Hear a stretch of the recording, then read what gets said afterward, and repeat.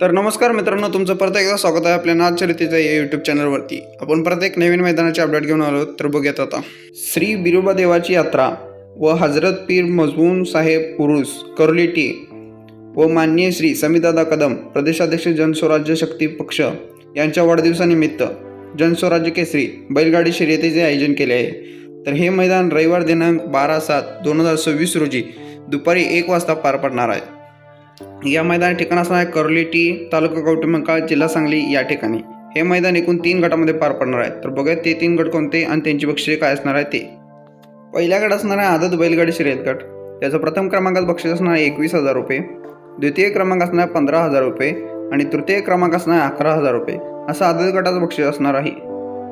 दुसरा गट असणार आहे जनरल ब गट बैलगाडी शर्यत गट।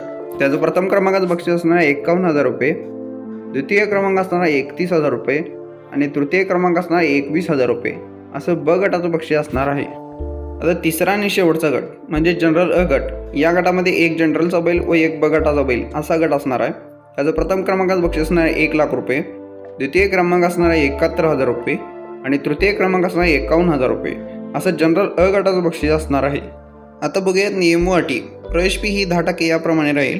बेनाडी 5 लाख, फॉर्च्युनर कळंबा 51,000, नेरी ट्रॅक्टर मैदान। या मैदान जनरलला पळायला बैल हा ब गटात चालणार नाही। मैदान हे दुपारी 1 वाजता होईल। कमीत कमी 7 गाड्या आल्याशिवाय मैदान सुटले जाणार नाही। विना काटीलाटी विना बॅटरी होणार बिगर मेजॉरिटी मैदान होईल। सर्व बैलगाड्या ड्रोनद्वारे शूट केले जातील। मैदान हे शासनाच्या नियमानुसार होईल।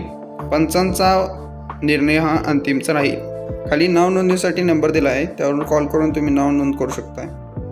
तर मित्रांनो, करोलिटी 1 लाखाचा मानकरी कोण होणार नक्की कमेंटमध्ये सांगा आणि व्हिडिओ आवडला असेल नक्की लाईक करा, शेअर करा, सबस्क्राईब करा। धन्यवाद।